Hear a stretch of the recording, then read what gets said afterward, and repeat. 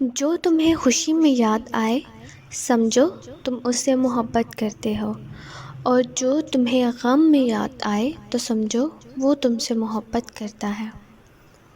اخلاق وہ چیز ہے جس کی قیمت نہیں دینا پڑتی، مگر اس سے ہر چیز خریدی جا سکتی ہے۔ مخلص رشتوں کو مجبوری میں بھی ضائع نہ ہونے دیں، کیونکہ مجبوری تو ختم ہو جائے گی لیکن رشتے دوبارہ نہیں ملتے۔ اگر تم سے کوئی ناراض ہے اور اس کو یہ غرور ہے کہ تم اسے مناؤ گے تو تم اس کا غرور ٹوٹنے مت دو۔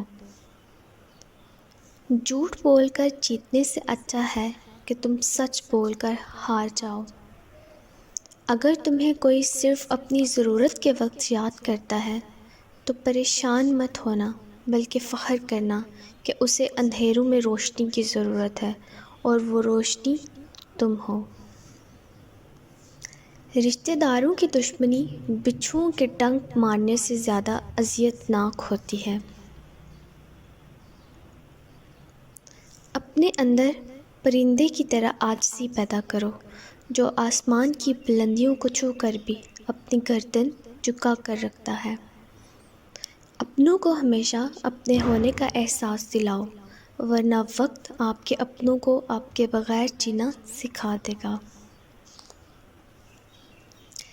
کبھی کسی کے سامنے اپنی صفائی پیش نہ کرو، کیونکہ جسے تم پر یقین ہے اسے ضرورت نہیں، اور جسے تم پر یقین نہیں وہ مانے گا ہی نہیں۔ تمہارا اچھا وقت دنیا کو بتاتا ہے کہ تم کون ہو، اور تمہارا برا وقت تمہیں بتاتا ہے کہ دنیا کیا ہے۔